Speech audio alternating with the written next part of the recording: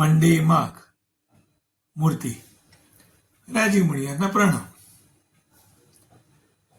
મિત્રો, એક સમયની વાત છે. એક બહુ જ ઓછા જ ગામની બહાર, નાનું અમથું ગામ હતું, એ ગામની બહાર એક પ્રતિમા મૂકવામાં આવી હતી, મૂર્તિ હતી એક.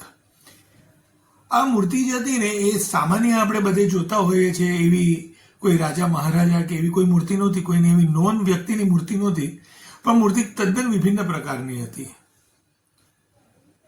આવતા જતા લોકો એને જોતા, પણ કોઈને કોઈ એવો વિચાર આવતો નહીં, બહુ કોઈ એની તરફ બહુ ખાસ જોતું નહીં.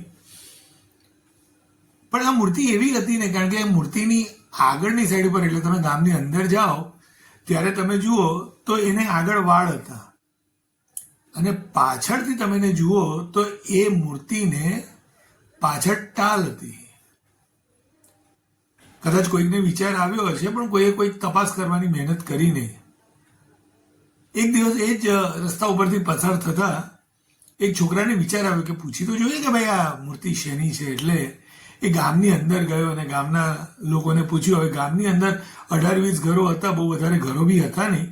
એટલે પૂછ્યું કે ભાઈ આ મૂર્તિ કોની છે? તો ગામમાંથી એક વ્યક્તિ એવું કીધું કે ભાઈ અમને ખબર નથી, અમે અમારો જન્મ થયો પહેલાંની આ મૂર્તિ અહીંયા છે, એટલે શેની છે ખબર નથી. પણ કદાચ અંદર જાઓ તો એક બહુ વડીલ વ્યક્તિ રહે છે, ઉંમર ઘણી બધી થઈ ગઈ છે એમની, એ ત્યાં રહે છે. કદાચ એ તમને જણાવી શકે કે આ મૂર્તિ શેની હતી અથવા શેની છે. એટલે પણ એ અમારી જોડે કોઈની જોડે વાત નથી કરતા. કદાચ તમારી જોડે વાત કરે બહારના જોઈને.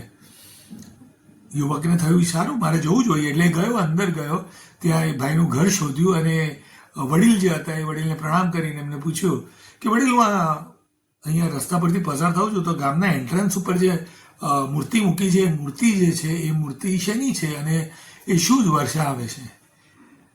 એ વડીલે હસતા કીધું કે એ છે ને, એ મૂર્તિ સમયની મૂર્તિ છે. It is the statue of time. તો કે પણ આવી કેવી રીતે, આવી કેવી કોણે બનાવી? તો કે આ મૂર્તિની પાછળનો હેતુ એવો છે કે તમે જ્યારે બી તક જુઓ ને, તો એને આગળ વાળ છે, એટલે વાળને તકને ઝડપી લો, અને પછી જતી રહેશે ને તો પાછળ ટાલ છે, પછી તમારેથી કશું થશે નહીં. તો મિત્રો, જ્યારે આજે હવે એક દિવસ પછી જ વર્ષ 2024 પતવાના આરે છે, હું આશા રાખું છું કે દરેક જણે 2024માં તકો મળી જશે.